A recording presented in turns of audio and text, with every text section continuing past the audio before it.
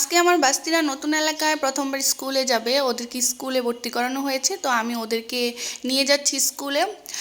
যদিও স্কুলটা তেমন একটা মানে ভালো না, কিন্তু দেখা যাচ্ছে আশেপাশে বা আমরা যেই জায়গায় থাকি, যেখানে হচ্ছে আমার বাবি অফিস বা বাসা, ওইখানে আশেপাশে ভালো কোনো স্কুল নেই। ভালো স্কুল হচ্ছে দূরে।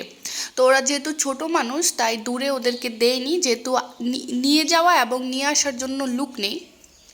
তো আমরা হচ্ছে রিস্ক নিতে যাই নাই, তাই হচ্ছে বাসার কাছেই একটা স্কুলে ভর্তি করিয়ে দিয়েছি, কিন্ডারগার্টেনে। তো এখানে আসছিলাম হচ্ছে জন্ম নিবন্ধনের সার্টিফিকেট নাকি, না তো সার্টিফিকেট না, তো জন্ম নিবন্ধন। তো জন্ম নিবন্ধনের ফটোকপি করার জন্য, কারণ হচ্ছে স্কুলে ভর্তি হতে জন্ম নিবন্ধনের ফটোকপি লাগে।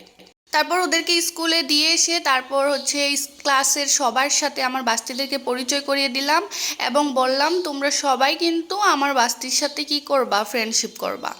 তারপর ওরা এগ্রি হলো, বললো আচ্ছা ঠিক আছে, আমরা ফ্রেন্ডশিপ করব। তারপর চলে যাচ্ছি বাসার দিকে। আর এই যে দেখুন, এই ফুলগুলো আমার এত ভালো লাগে, মন চায় এখান থেকে তুলে নিয়ে বাসায় নিয়ে সাজিয়ে রাখি। তারপর বাসায় আসলাম, এসে দেখি আমার মা রান্না বান্না করতেছে। যদিও আমি সকালবেলা উঠে হচ্ছে ব্রেকফাস্ট করিনি, তো হচ্ছে এখন আমি ব্রেকফাস্ট করে নিব। আর এখানে হচ্ছে একটা সবজি রান্না করা হচ্ছে অনেক রকমের সবজি দিয়ে। এই সবজিটা আমার অনেক বেশি পছন্দ। এটা পাঁচফোড়ন দিয়ে রান্না করা হয়, খেতে কিন্তু অনেক বেশি মজা হয়।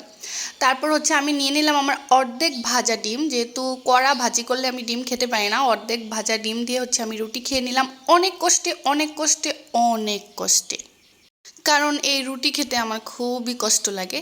তো যাই হোক, এখন চলে যাচ্ছি হচ্ছে টিউশনিতে দুপুরবেলা খাওয়া দাওয়া করেই। তো এই যে আমার বাস্তি দেখতে পাচ্ছেন, সে সব সময় বাহিরে যাওয়ার জন্য হচ্ছে কান্নাকাটি করে, আর বাহিরে যেতে পারলে এত খুশি হয়। তো হচ্ছে গ্যারেজে হচ্ছে ও ঘোরাঘুরি করতেছে, গাড়ি ধরতেছে। এখন ও চাইতেছে বাজারে চলে যাবে। তো এখানে চলে আসলো, আসার পর হচ্ছে ঠাস করে এখন উল্টিয়ে পড়ে যাবে। এটা কি একটা দুর্ঘটনা ঘটে গেল, দেখতেই পাচ্ছেন, একদম শেষ। আল্লাহ বাঁচাইছে, কোনো জায়গায় কোনো আঘাত পায় নাই বা হচ্ছে চামড়া উঠে যায় নাই। আলহামদুলিল্লাহ, আল্লাহর রহমত ছিল, না হলে অনেক বড় ক্ষতি হয়ে যেত। আর এখানে দেখুন, আমার স্টুডেন্ট অনেক বেশি দুষ্টামি করে, এজন্য হচ্ছে আমি ব্যাত পাচ্ছিলাম না, তাই হচ্ছে এই যে এটা কি বলে, এই যে চুলকানি, এই চুলকানি দিয়ে হচ্ছে ওরে বসায় রাখছি জোর করে, যদি দুষ্টামি করো তাইলে কিন্তু মাইর খাবা। তারপর বাসায় চলে আসলাম। বাসায় এসে দেখলাম যে অনেকগুলা হাঁড়ি পাতিল প্লেট জমা করে মানে জমা হয়ে আছে বেসিনে। তো ভাবলাম যে আমার যেহেতু কোনো কাজ নাই, এগুলো হচ্ছে আমি ক্লিন করে ফেলি।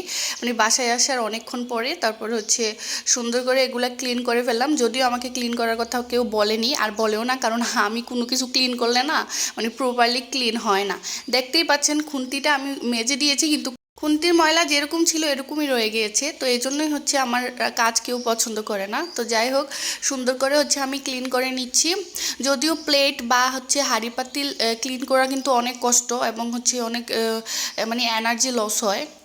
তারপরেও মাঝে মাঝে নিজ উদ্যোগে একটু কাজ করা তো লাগেই, না হলে দেখা যায় যে আমার ফ্যামিলি অন্যান্য মেম্বার্সদের উপর অনেক বেশি প্রেশার পড়ে যায়। তো এই হাঁড়ি পাতিল ধোয়ার পর এতটাই টায়ার্ড হয়ে গিয়েছিলাম যে 2 ঘন্টা রেস্ট করা লাগছে। তো সুন্দর করে এগুলো ক্লিন করে হচ্ছে টেবিলের উপর রেখে দিলাম। তো আজকে ভিডিওটা এই পর্যন্ত, সবাই ভালো থাকবেন, টাটা বাই বাই, আল্লাহ হাফিজ।